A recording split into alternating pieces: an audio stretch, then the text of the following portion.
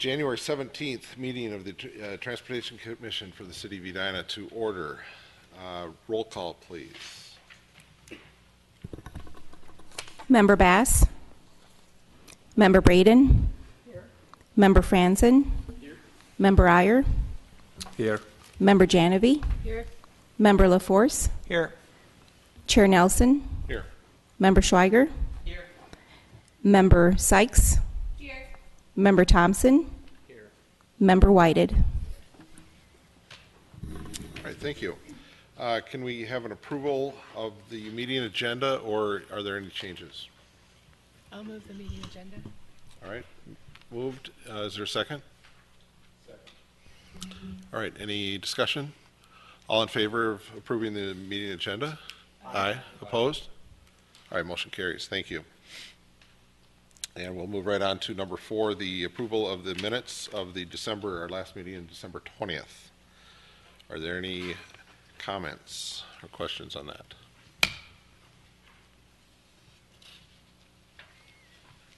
Is there a motion to approve those? So moved. Thank you. Second?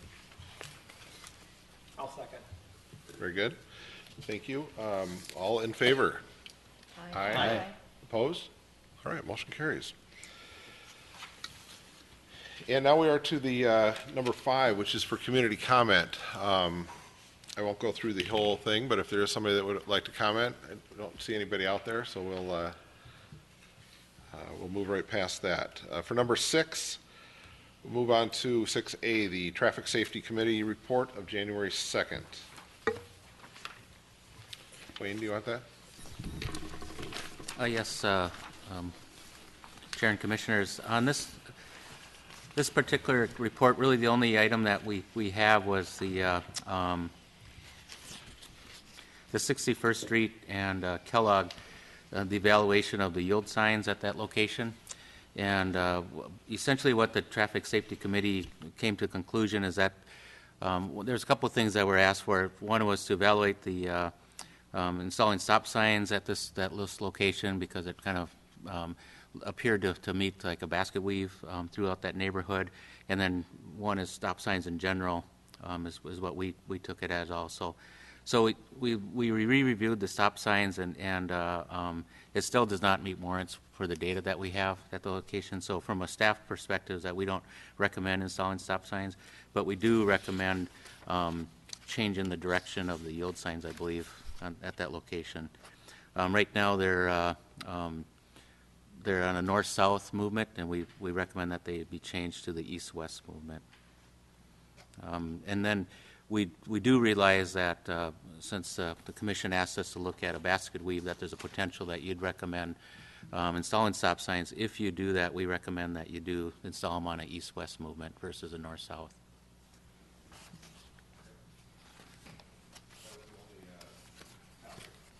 Yeah, report this month. Yes, And when will those signs get moved? We would have to look at this actually would go to the City Council, the second meeting in February, so probably in March, April. Okay. Depending upon the weather and installation of posts and stuff like that. Yeah. So can you help me understand the rationale for why having the signs on the east-west would be better than the north-south? Yep.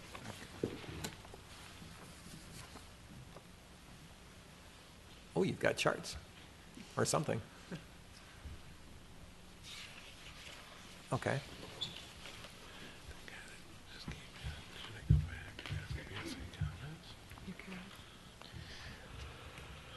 There's a couple items.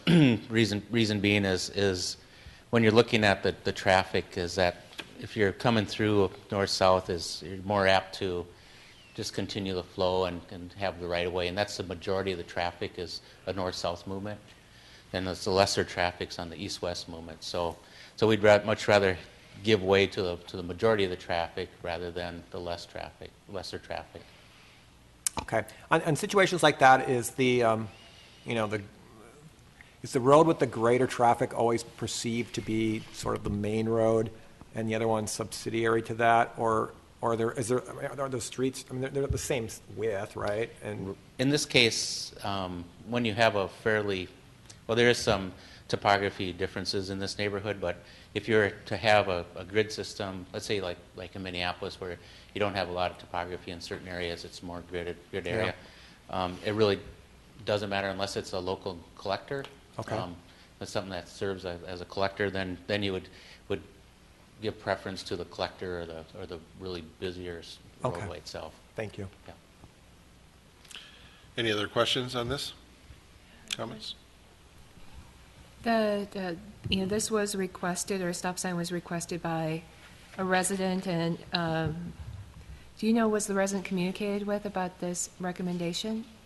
I believe, I'm not for certain, but I believe Byron, Thies, our traffic safety coordinator, typically calls the residents or whoever the requester was after we make recommendations and gives them what our recommendation is and lets them know that they can either show up here tonight or when it goes to the city council. But I'll double check to make sure that they were informed. Okay, because her correspondence from, I think it was December 18th, was in our correspondence packet. So you can connect the two. And so, I mean, I appreciate the analysis that was done, and I would be comfortable starting with the yield signs being moved on to 61st. And if that, isn't working, look at the basket weave. So I would move the traffic safety report. Is there a second? I'll second it, yeah. Okay. Other comments, please? All right. Hearing no other comments, there's a motion and a second, so all in favor? Aye. Opposed? All right, motion carries. Thank you. And we're on to 6B. I'm going to, just for a moment, back up to number 5. When I first came to the community comment, nobody was in the room, but somebody just walked in. Do you have any comments? If you do, feel free if you do. Otherwise, okay, thanks for coming. We'll move on to 6B, updates and student members. That came up quick. Yeah, I have nothing really quite yet. Okay. All right, very good, thank you. Update B2 for the Edina Bike Task Force, the minutes from December 13th. Commissioner Genevieve. Sure. Well, you have the minutes, and then we've had a meeting since then. We had our January meeting, and 3 residents who are interested in having a mountain bike trail at Braemar came and presented their idea. And then we talked about the role of BETF, and so it was a good meeting. You'll have the minutes in your packet next week, or next month. Okay. And is that it for your report? That's all you have? Very good, thank you. B3, the Living Streets Working Group. Thank you, Chair. I'll give a quick update. I'll pass some of my summary minutes. The work group for Living Streets, we did recently meet on January 8th from 6 to 8 p.m. It was myself, Member Genevieve, and Member Nelson.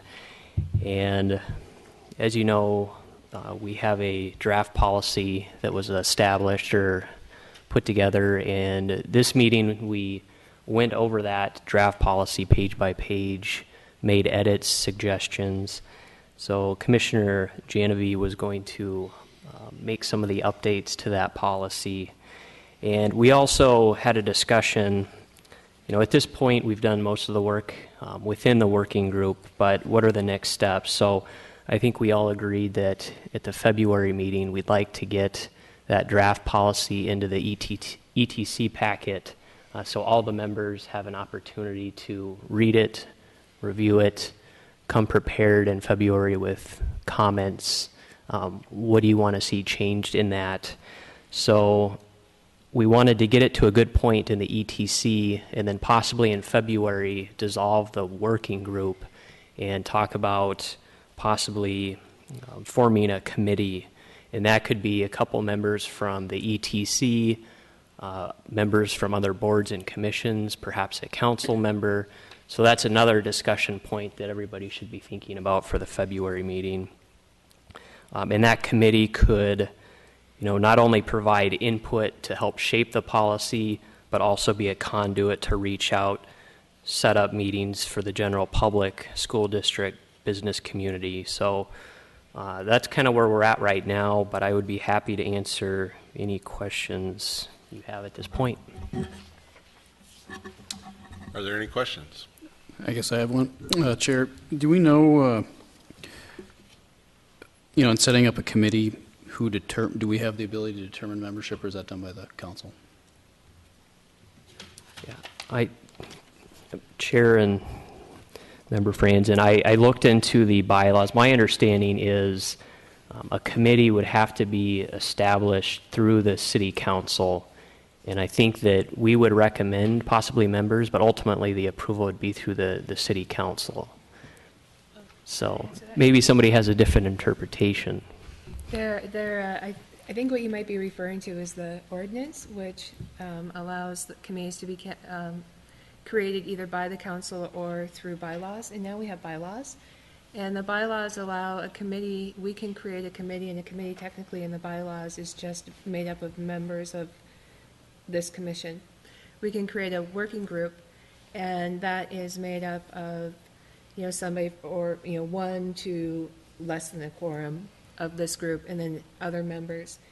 When we made the Living Streets Working Group, we didn't have those definitions in place, so that's why it's called a working group when actually it's a committee. And then another option would be a staff level committee, so staff could pull together a committee, and another option would be a committee created by the city council. So there are different approaches. Yeah, and that's great comments. So that's the kind of feedback I guess we'll be looking for at the February meeting. What kind of a committee do we want to set up? What would the membership look like? So thank you. All right, any other questions?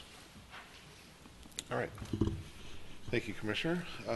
We'll move on to number 4B4, the Transportation Options Working Group. And we have Commissioner Whited here, as well as Hope Melton, to make a presentation.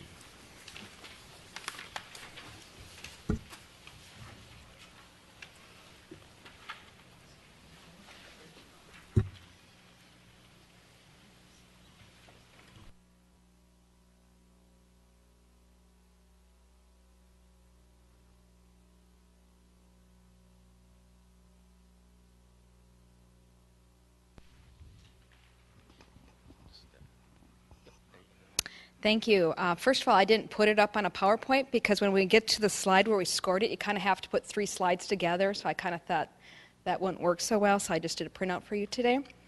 Our Transportation Options Group I've been part of since March, and we've been reviewing each option, and tonight we're going to kind of go over, and we did a scoring system, and we'll discuss how that was set up as well. Oh, and they introduced Hope. She's one of our members of our group, so I asked her to join us tonight. Just a review, our transportations group's charge was to review current transportation options for Edina seniors aging in place, including volunteer driver services, public transportation, private commercial transportation, and non-motorized transportation, and to identify the need for additional services as appropriate.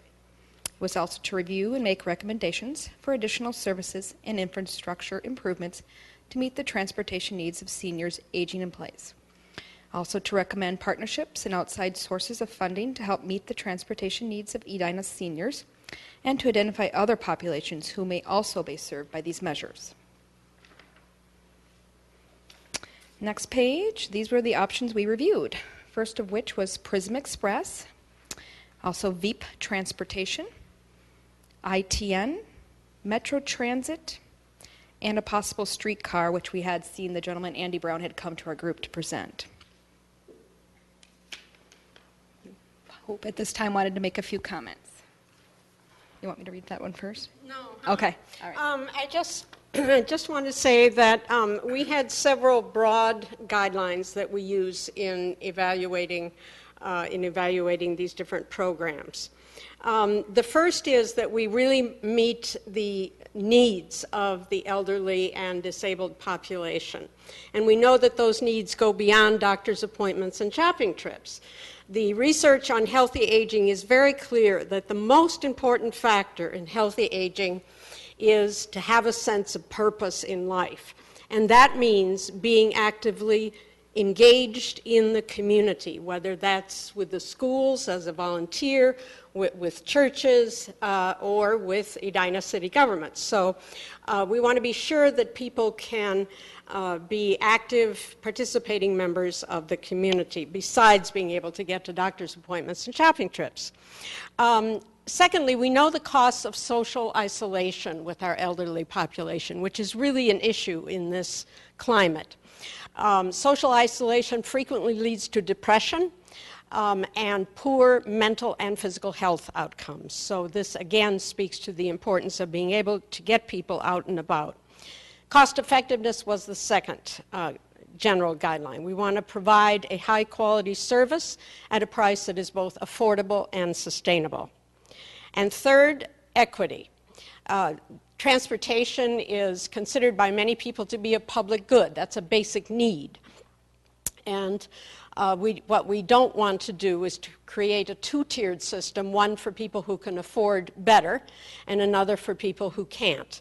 Because if we keep the people who can afford better in the public system, and I'm not saying, I mean, ideally this would be both privately and publicly funded, but people who can afford better, if they stay within that system, they will demand a high quality of services, and everybody benefits from that. All right, the next page was the minimum guidelines used for this evaluation that was jointly established by all the members of our group. We wanted no eligibility guidelines. Rider can be transported to any destination in the stated service area for any reason. Service parameters had to be at least Monday through Friday, 9 to 3, with the option of additional group trips like recreational bus service upon request, like an evening outing to a theater or something like that. Service area at a minimum covers Edina plus a few medical facilities outside Edina, example Methodist Hospital and adjoining clinics in St. Louis Park, the TRIA Orthopedics in Bloomington, VA Hospital in Minneapolis, the U of M Minneapolis Hospital and adjoining clinics, and downtown Minneapolis clinics. At a minimum, the service provider has 2 wheelchair lift-equipped vehicles, and the cost to ride was around $4 each way, but had to have a commitment to serve low-income people who cannot afford to pay that full fare.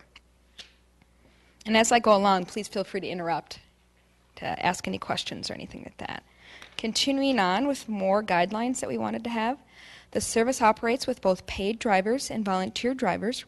Both would be fully trained and have background checks, which is your motor vehicle check, your criminal, and your drug screen. The provider must have a willingness to grow with the needs of the riders and to coordinate with other programs. This would include incorporating transfer points to connect with other transportation service providers. Our scoring system was from 1 to 5, with 1 not acceptable up to 5 meets all expectations. So if you take the next 3 slides, they have to go next to each other in order to kind of do the scoring system that we had done.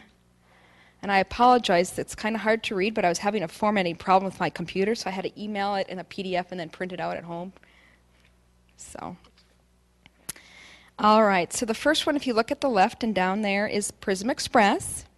Under no eligibility guidelines, senior disabled served. That program currently does 60 plus, except for in St. Louis Park, Prism Express is also coordinated kind of a similar system that we're going to be recommending tonight, where they've coordinated with STEP volunteer driver program and they serve the general public. So Prism Express can be set up for whatever parameters you need, but their core is 60 plus.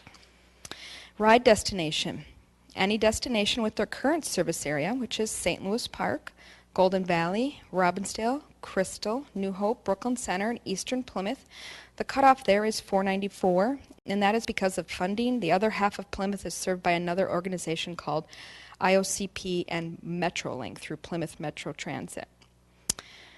Service hours. Their current service hours are Monday through Friday, 8 to 4. They do accept special requests for those group trips that we asked for, and their service is door-to-door, where the driver will provide an arm for gentle assistance and carry their bags. If they require additional assistance, that assistance person, which is a personal care attendant, rides for free. Service area minimum is currently that same service area I mentioned, plus they also go to the VA hospital and the U of M hospitals and clinics. Continuing on to the next slide there. Wheelchair-equipped vehicles, yes, there's 9 wheelchair-equipped buses and 3 non-wheelchair-equipped vans. Cost to ride is based on a sliding scale fee. It's based on their stated income. You don't have to provide anything. It's just over the phone.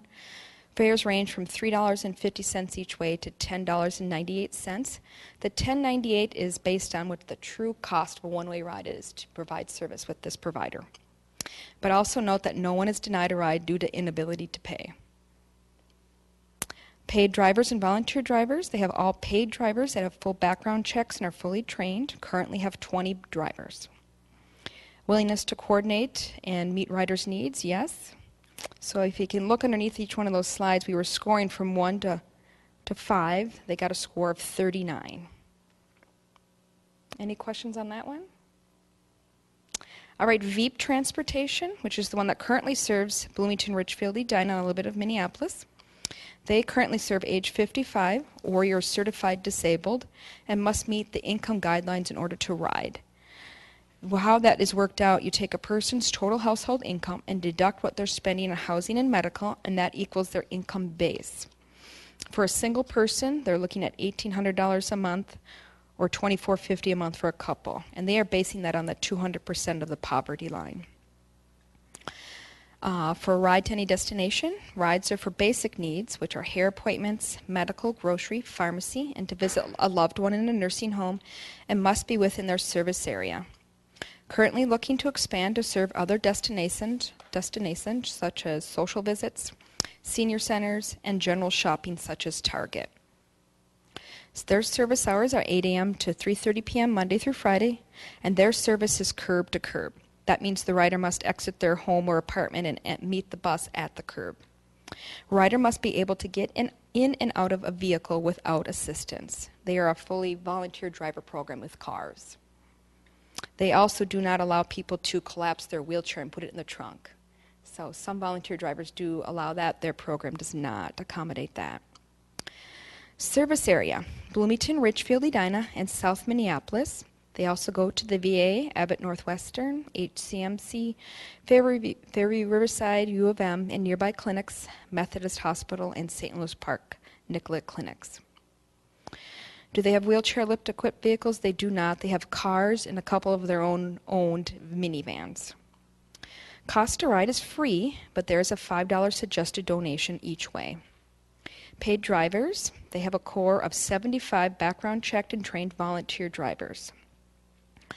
Willingness to grow with rider needs and to coordinate with other programs. VEEP is moving to 96 in Lindale and will become a Hennepin County service hub.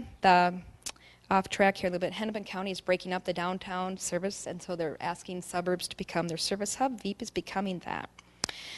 They are willing to coordinate with other programs, is working to expand to serve additional ride destinations within current service area. And their score came out at 32.5. Another one, which is a new program that's still kind of in its infancy, we reviewed, was the ITN, Independent Transportation Network. There's still a lot of TBD here. Their eligibility is to be determined. Typically, they serve 60 plus or vision impaired. Must be ambulatory, no wheelchairs. And a little bit of background on ITN, that's kind of a quasi-franchise volunteer driver program that is sprouting up nationwide. There are several programs nationwide. One of which it started in Bangor, Maine. Ride any destination, any reason. They had no restrictions. Their service is going to be 24/7, 365. Service area, to be determined. Not established yet. Programs in the infancy state, but they're looking to start it initially right here in Edina, Eden Prairie, and go from there. Do they have wheelchair-equipped vehicles? None. It will all be private vehicles, typically cars.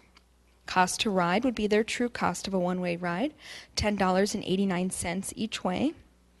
Paid drivers and volunteer drivers, they have both, not yet established. Willingness to grow with rider needs and to coordinate, they're just starting up. So it's kind of hard, but we projected a score of 20.5. So that is all for the ones where we feel we could put them into our scoring. If If you go to the next page, we had Metro Transit come out initially because of their B line, the Bloomington Edina little bus line. They said they're getting rid of that name. It's just being absorbed into the regular Metro Transit as routes 538, 539. So we had them kind of talk about what are the bus lines that touch Edina. They gave us this whole big map. There's 17 bus lines that touch Edina in one way or another. Some are just simply to take you to the U of M. Others circulate, take you downtown Minneapolis or St. Paul. They also have TransLink and Metro Mobility. There is no eligibility requirements for the 17 bus lines. Bus line destinations go to multiple locations, as I stated. And to further elaborate, I don't think I have to go into the bus line how that works, but TransitLink is the Metro Transit's curb-to-curb dial-a-ride transportation program that serves the general public in the entire 7-county metro area and does not have eligibility requirements, although the rider must walk a quarter of a mile in the winter to meet the bus and a half a mile in the summer to meet the bus. Metro Mobility is Metro Transit's ADA, dial-a-ride door-to-door transportation program that does have a 6-page application process that involves an interview and the rider's doctor's opinion and a 3-week waiting period. It serves the 7-county metro area. We could, they mentioned when they came out, the planner who came out, John Dillery, we could add a flex route in Edina if we were willing to pay for it, so we could kind of, the B-line bus is kind of that in-between bus size. It's not as small as the Metro Transit, but it's not as big as your big bus that you're used to, which weaves nicely through a lot of the bigger streets like Valley View, things like that, where you could turn that into a flex route. He stated they did that in Eagan, Apple Valley, so it's working well if you had the money to spend. So if we wanted to research that, we certainly could. Notes on Metro Transit continued here. We did not score this option again because we felt it would inaccurately tabulate a perfect score. Many seniors cannot overcome some of this option's service barriers. Example, transfer points are not accessible for a senior or seem unsafe. Walking to connect with transit and waiting outside in variable weather conditions, all which can be difficult for your average senior citizen. There is a growing population of seniors that are not comfortable for a variety of reasons using the big bus and are not disabled enough to qualify for Metro Mobility. Additionally, TransitLink's walking to connect to and transfer points parameters are difficult for a person with normal aging issues such as arthritis, low vision, etc., which again goes back to those don't qualify as a disability to get onto Metro Mobility. And then for additional information, you should see the appendix that I attached here for all of what the parameters are of TransitLink, Metro Mobility, and I also put in here Southwest Transit because they do touch Edina. Yeah. Can you expand on the quarter mile and half mile, the walking requirement? What does that exactly mean? I'm just trying to understand how that works practically. Yeah, TransitLink is set up that if you're not near a bus line where you can hop on, or if you need the dial-a-ride service, you need to be able to walk that quarter of a mile, 3 blocks or 6 blocks to connect with it wherever that pickup point is. It's up to 3 blocks or 6 blocks, depending on where you live. And Correct. close proximity. Okay. Correct. One other thing you mentioned, I think it was under VEEP, was the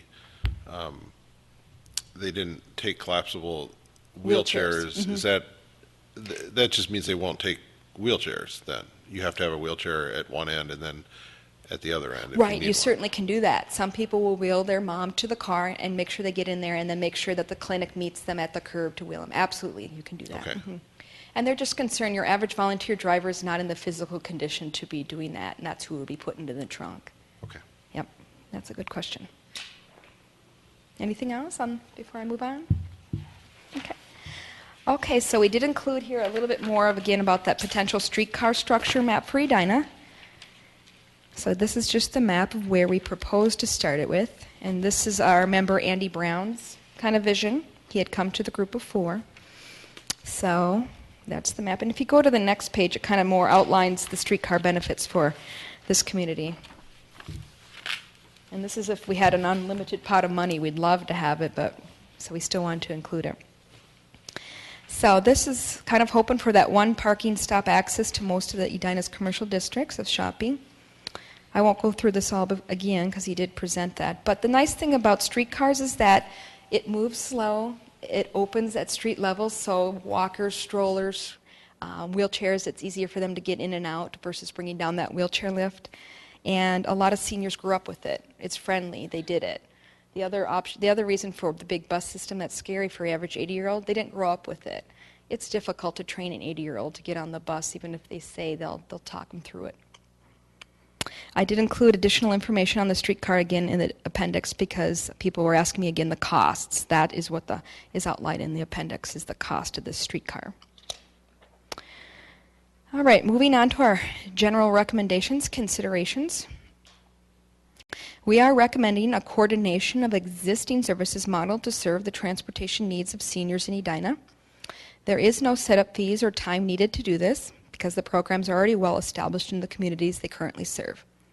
Additionally, potential funders embrace the fact that programs are coordinating and not duplicating services so that they are funding one entity for many needs versus many entities for individual needs.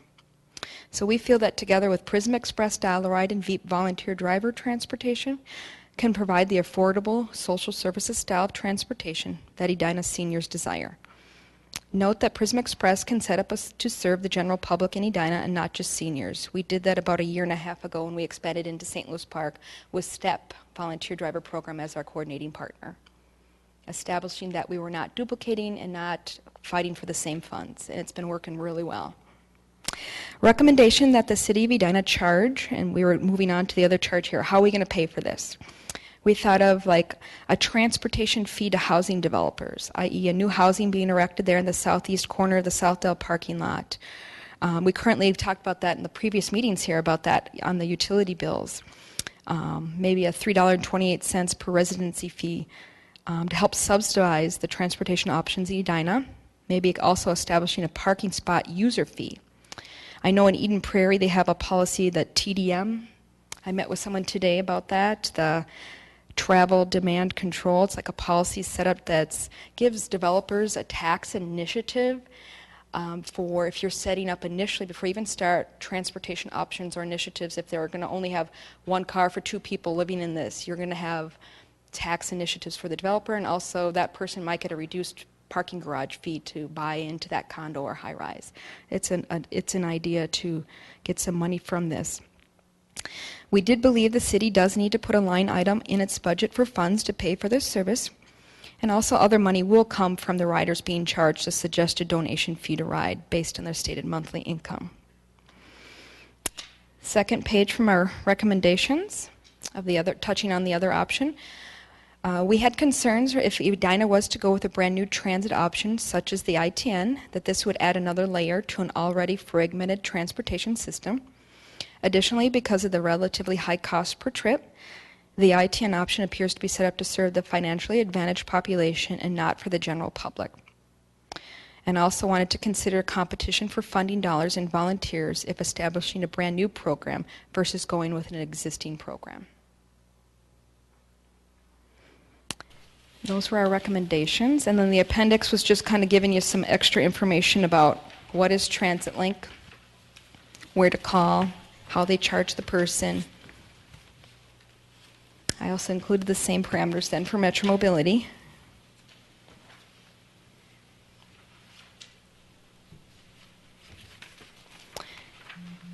And Southwest Metro Transit, which is more of a commuter bus, but it does touch Edina for transit.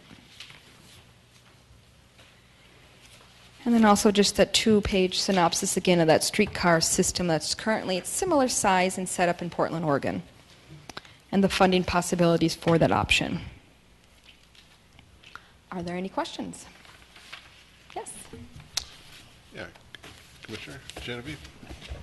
Tom had his line on. Oh, Well, my question is, thank you. This is great, and I was just talking to some people about it today. We were looking forward to the presentation, so they'll be tuning in on the computer when this is on. What did you learn about other volunteer services in Edina? I think there's some churches that have it, and there's something that always is playing on Channel 16, senior volunteer services or something.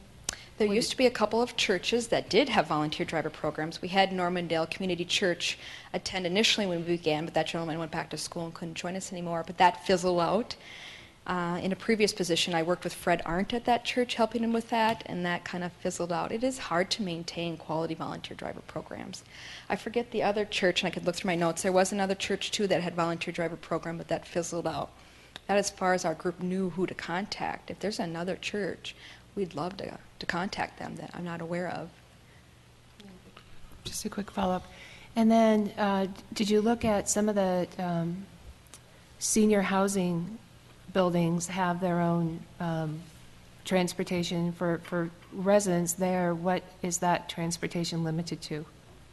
That is far and few between, and that was the other thing I was going to touch on, because I got contacted myself today at work for 2 other high-rises. They are not building them with buses anymore. For all the rules and regs that you have to learn, it's the most expensive option. So they're looking to contract with current providers because it's cheaper and you don't have to deal with that. And those buses are once or twice a week, where if you want to go to Target on Tuesday from 2 to 4, that's your only option, and then we go out to eat every Thursday night. It's from 4 to 6 p.m. That's, in a nutshell, to summarize what those buses do. Which doesn't suit the need. So if you're busy or sick, you got to wait another week to get to Target or Cub because that doesn't work for you. That's difficult. That's a good question. Commissioner LaForce? Thank you. I really like the criteria that you set up in the scoring system. It seemed, like a good process, and comes out with an answer that you can understand where you got. My question, it wasn't really in your charge, but I'm just curious if you happen to know. So you've done all this work on the supply side. Have you done anything on the demand side at this point, either in terms of is the current demand being met, and or anything related to the projected demand? Did you want to touch on that, Hope? No, we didn't. Okay. I didn't see it in your charge. It was kind of beyond our charge. Okay, I thought so. I think that's important to do. I just think that it would involve some administration, maybe some kind of a survey. But I can speak to that. In my job, I work on that. If you want to I work with a state demographer, and there was just a report that was put out with the help of the United Way on the transportation needs of seniors and disabled. That was just put out. We went to that meeting together, and I can get you any stat that you need for current need. There was an Edina dial-a-ride that fizzled out about 5 years ago. That was one bus that circulated Monday through Friday, 9 to 3. Where did those riders go? They dispersed to friends, neighbors, families, Metro Transit, and Metro Mobility. Is the need still there? I kind of touched on it with that growing gap. Those current options are not serving the people. They're making do. And Hope touched on this. What they're making do is they're just going to their medically necessary appointments. And they're not doing their social actives because they don't have a transit option to get to the senior center for Bridge or to Target to just putz around that people just enjoy to just get out of the house. Or to do volunteering. Right, I mean, at the schools. It's terribly fragmented and really piecemeal and not adequate. Well, and the reason I ask is because it seems to me these days that anytime you're talking about programming and possibly some sort of transportation fee, there's always going to be questions about, well, who needed this? Correct. And I think it's going to be just really critically important that we have some sense of, what are the needs and to what degree are they already being met, to sort of counter the argument that, well, nobody really needed this thing anyway. Well, I hear it all the time in what I do, but maybe people haven't, but there's this growing, the baby boomers are aging. Yeah. And people are aging in place. And Edina told himself they put a lot of senior housing here. And so let's make this place a place where we can age in place. And I can stay in my home until I can't possibly do it one more day by having these transportation options, because the cost to put someone in a nursing home is $6,000 a month. But if that person's home's paid off and all they need is a bus ride 2-3 times a week, great. Let's keep them there and keep them volunteering and spending money in our community and being active and involved. So you can't put a dollar on that. All right. Commissioner Franson? Sure. First, thank you very much for putting this together. It's very easy to understand in terms of what the options are. Related to the, costs in terms of the Prism Express, obviously they have a sliding fee from $350 to $1098. How is that? Is that the funding mechanism you're looking for to fill in terms of the gap in funding? And if so, do you have any idea how large of a funding gap that is? That would be a portion of paying for the ride. So our average rider pays $350 or $450 a ride. Our true cost is $10.98. How do we fill that gap?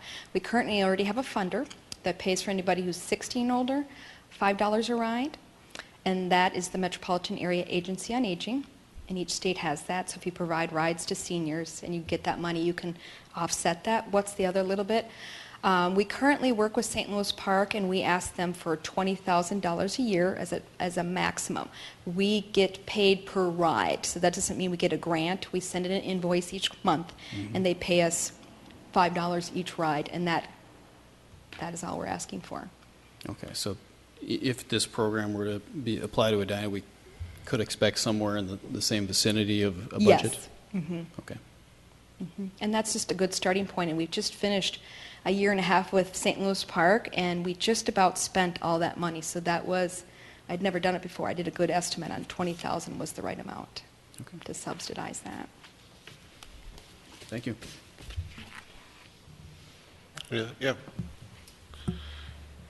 How does a senior citizen that's financially advantaged currently get around Edina?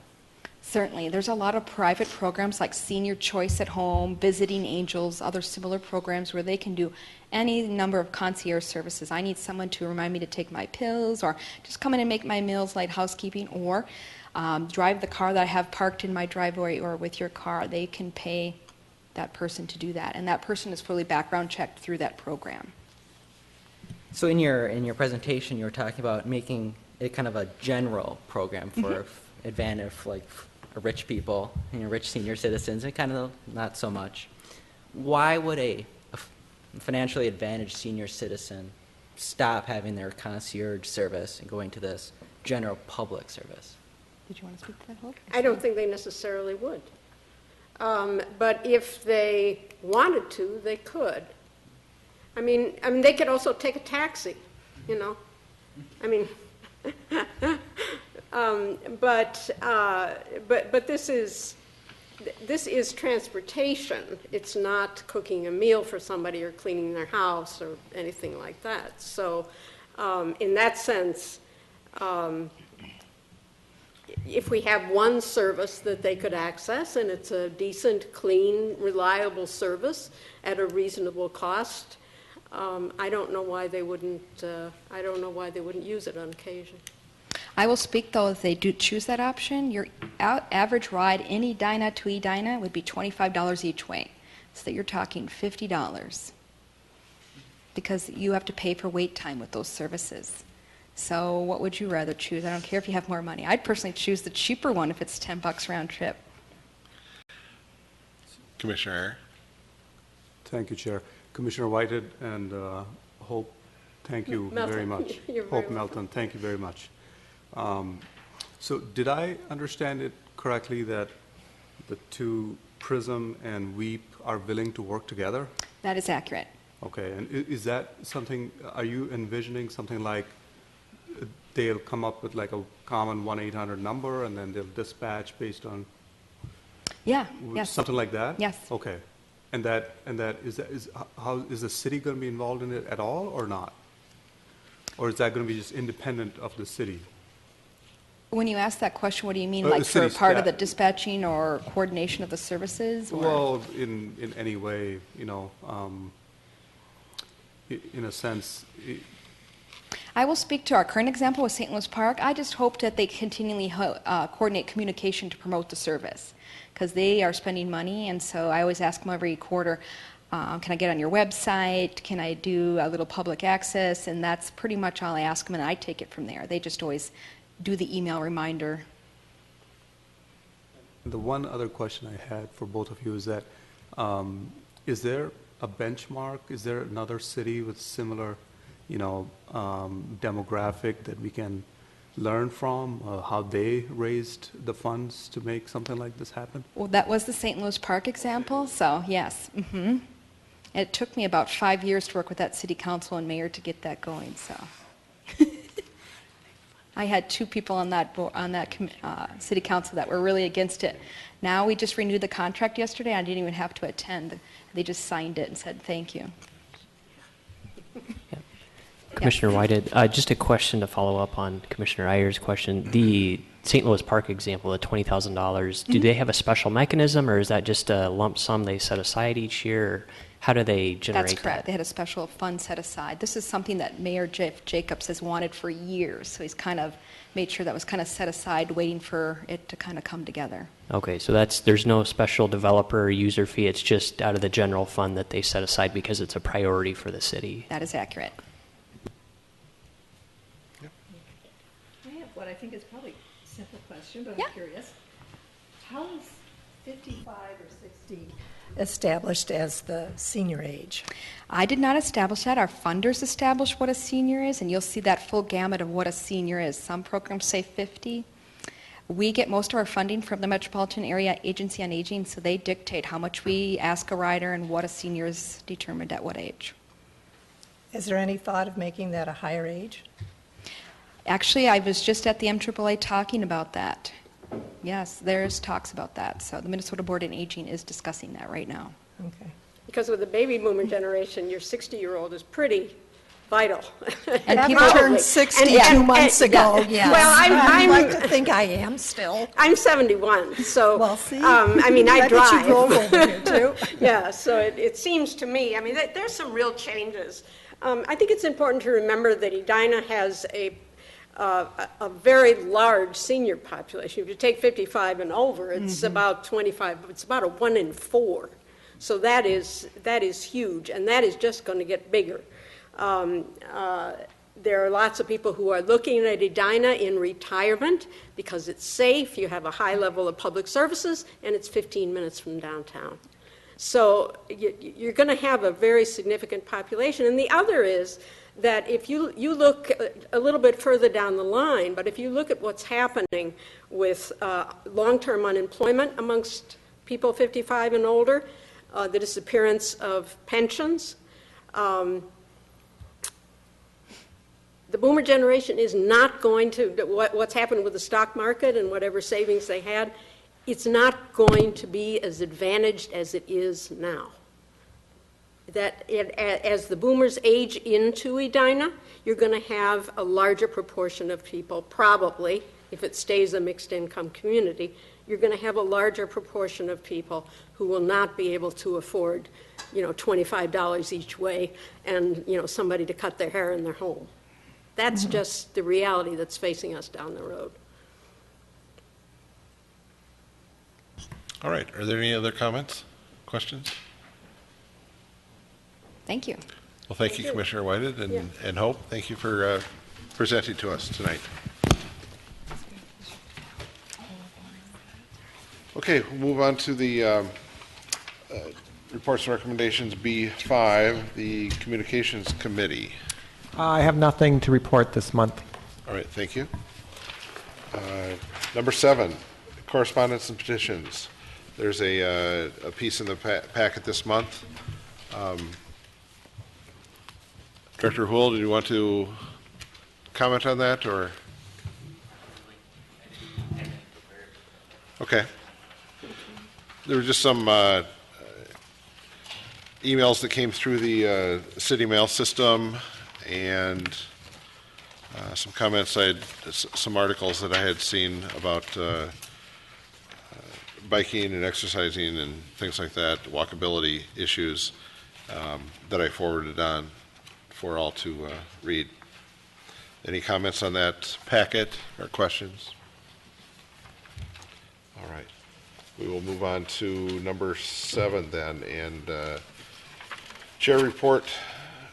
Actually, number 7 is chair and commission members' comments. And there was an item handed out in our packet tonight, a PowerPoint presentation that Director Houle is putting up on the screen now. And do you have any comments for this, or I can just take it? I'll take the slides for you. All right, thank you. Yep. What I want to do is just real briefly just go through some of the accomplishments that we have done here this last year in 2012. First of all, Living Streets, a big initiative for the city. We did create the Living Streets policy framework, And there were a few meetings that were attended early on in February of 2012, a presentation and a workshop back in February. And then it was discussed at various ETC meetings, February, March, April, July, and August. And then, as was mentioned earlier in this meeting, we had a working group that was put together of 3 of the commissioners here, and they have met. We have met 4 times, once including just this last month. On to the next slide. There was the Pedestrian and Cycle Safety Fund was created, and that was created, as mentioned, a little bit earlier, from the franchise fees. Is put on a monthly fee to all residents in the city, and will allow us to have some funds to develop biking and walking paths going into the future. Also, the Safe Routes to School comprehensive plan was initiated in 2012, and we are going to hopefully be completing that study in 2013. The bike projects, several bike projects were completed. The TLC Bike Boulevard was done this year. We've gotten a fair amount of feedback on that, and that is continuing. And several bikeway projects. This is the restriping of lanes throughout the city. Those were done as well here just this last fall. So another area we worked on was the France Avenue pedestrian bridge rescoping. This project was to be a pedestrian bridge over France Avenue, and we're currently working on developing 3 crosswalks across France Avenue, and we were able to switch the funding from the bridge to the crosswalk scope. So that will be continuing on this year in 2013, and hopefully we'll start some construction later in the late summer, early fall in that project. And then, as we have been doing now each of the last few years, is reviewing the capital projects, the Tracy Avenue, the neighborhood, and all the neighborhood reconstruction projects. We looked at Gallagher Drive and the 9 Mile Regional Trail improvements as well. And then finally, the review, what we do each month is the review of the Traffic Safety Committee reports. And we did develop and approve the ETC bylaws that were put into place in 2012.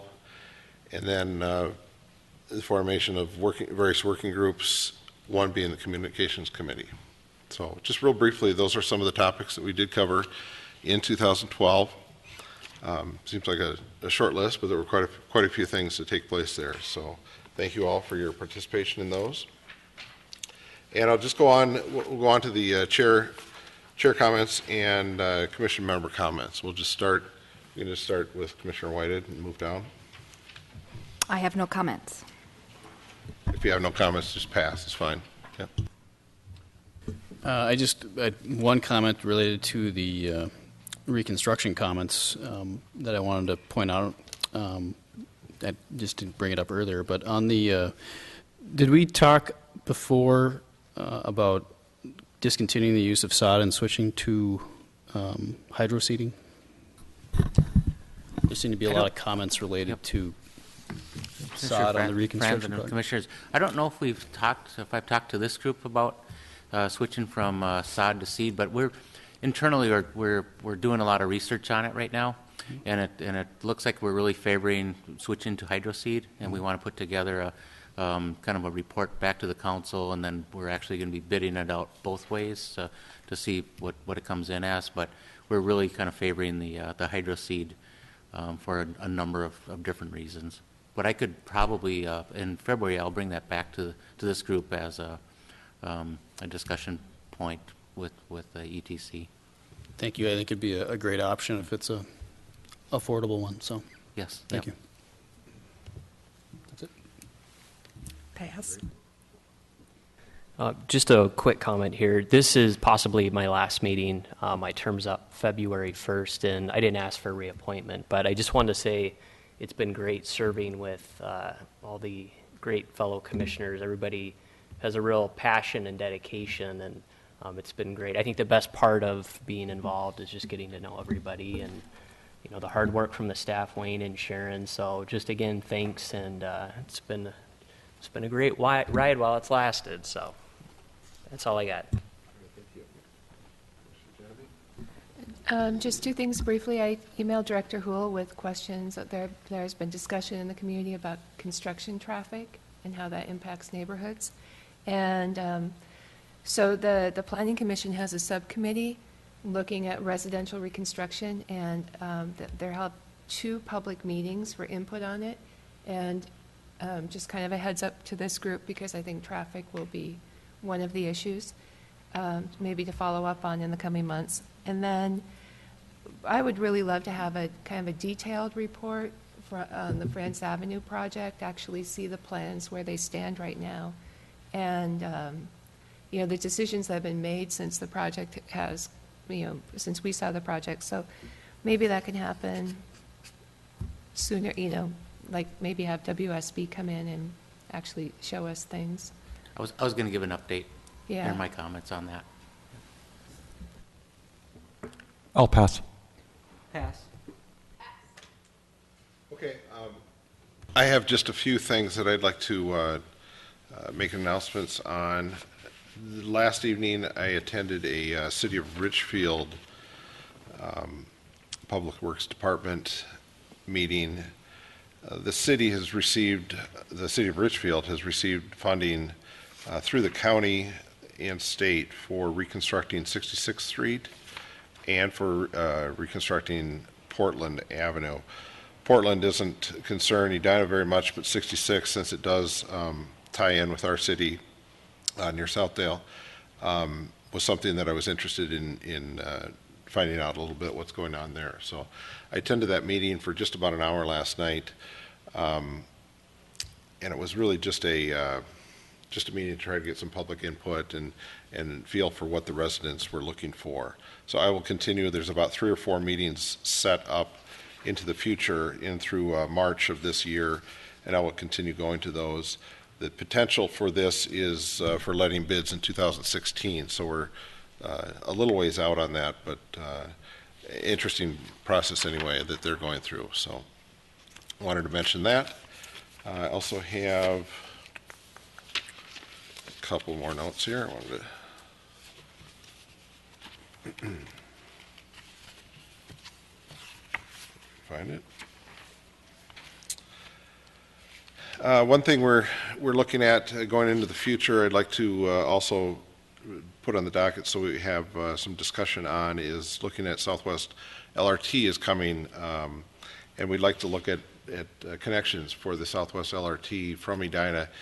Since it does not go through Edina, we'd like to look at having connections to that service from Edina to the various points, stations in the Southwest corridor there.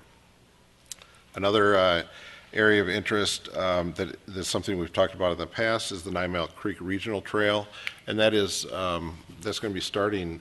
Hopefully, we're still hoping for a 2014 start, so we just want to keep that kind of on the agenda going forward.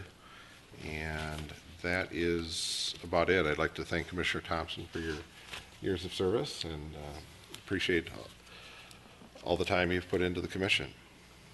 That is all I have. So we'll move on to Director Houle.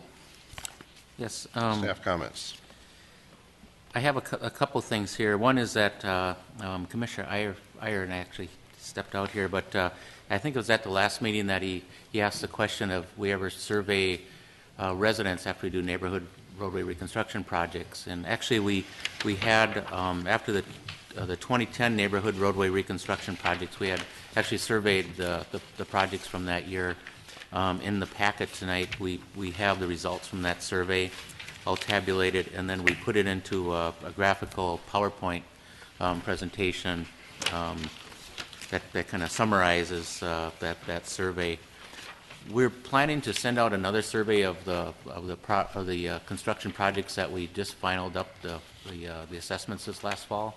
And in the packet, we also have the survey that was sent out, and we would like to either take any comments that you have tonight or offline how we can improve that survey. And I think this would be a good one also that the Communications Committee might want to take a look at and help us out so that we can craft questions that one that you folks would like to have answered, and one that the residents can understand what we're asking, so we get some pretty good, good feedback on what we're doing well, what we're not doing well, and how we can improve the items that we're not doing well on. So I guess with that, is there any comments that you'd like to give at this time on the survey, or do you want to get back to me on? Yeah, are there any comments? I just had an observation. I found it interesting that most people said they would not check or use social media. Yes, yeah. And I think we found that in our communications audit that we did too, is the Twitter and Facebook and things, is that they're not quite there yet with utilizing that information. It's more of the emails and the hard letters and such going out to the residents. Wayne, have you looked at using an electronic survey for those that would do it? We've thought of it. That's open. I mean, so if you guys think that we ought to be trying to, like the Survey Monkey or something like that, we could definitely put something like that together. The one issue is that we'd have to hard copy it to folks, but we could also have something that they could log in from an email system.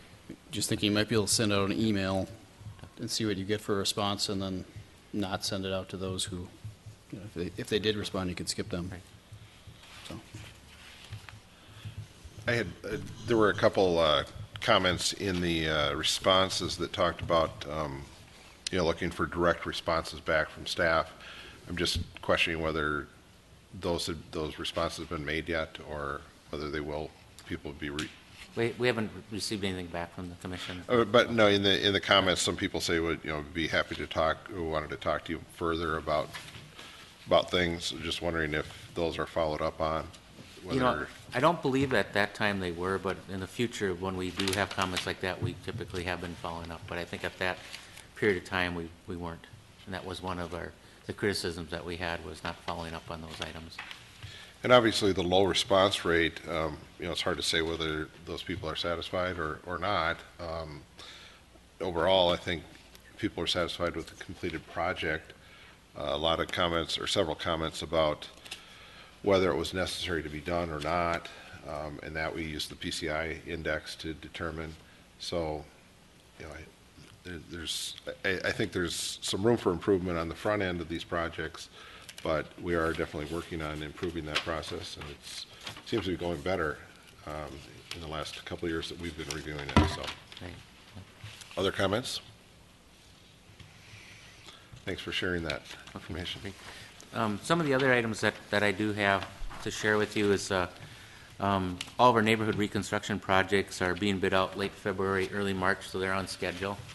And I thank you for reviewing them this last fall and keeping them on schedule. The France Avenue pedestrian enhancement project, those are actually, the final plans are being submitted to MnDOT on February 4th. So the February meeting, I will have a set of the final plans, or the plans that are being submitted to MnDOT for their review, that I'll give to everybody on the commission here. And then I'll talk to the WSB, and maybe we'll have them go through those plans and actually talk through the intersections themselves. Like I say, the MnDOT usually takes about 6 to 8 weeks for their final review, and we have the March 31st deadline that's looming on us. And would suspect that the designers from WSB are working almost around the clock at this point to get everything pulled together. I do owe you folks the 2013 ETC work plan. I promised that last time, so that'll be going out tomorrow or Monday. But I'd forgotten to forward on to you folks. Yesterday, I attended a webinar hosted by the Transit for Livable Communities. It was on best practices in pedestrian wayfinding. It was pretty interesting. It was covered two examples. One of the London wayfinding system that they put in before the Olympics, which was phenomenal, and then New York has a new wayfinding system also. So there's kind of a bigger Obviously, bigger cities than Edina, but there's a lot of lessons learned from that, and we're pulling together a wayfinding system for vehicles down at 50th and France, and so maybe the next step is a pedestrian wayfinding, if not for cyclists, and also we do have that on our work list, is to come up with a wayfinding system. Those webinars are actually would be open to you folks also. So if you're interested in attending any of their webinars, next week they have a webinar on bike parking that I've signed up for. It takes about an hour and a half. It's over at the Amherst Welder Foundation off of Lexington and St. Paul. So fairly interesting speaker. So let me know if you're interested in attending any of those, and I'll start forwarding you those emails to you to attend. Just an FYI, I did sign up for that as well, so Did you? Okay, planning on great. attending. And that's all I had. Okay. That appears to be it. We'll stand adjourned until next month. Thank you all for attending.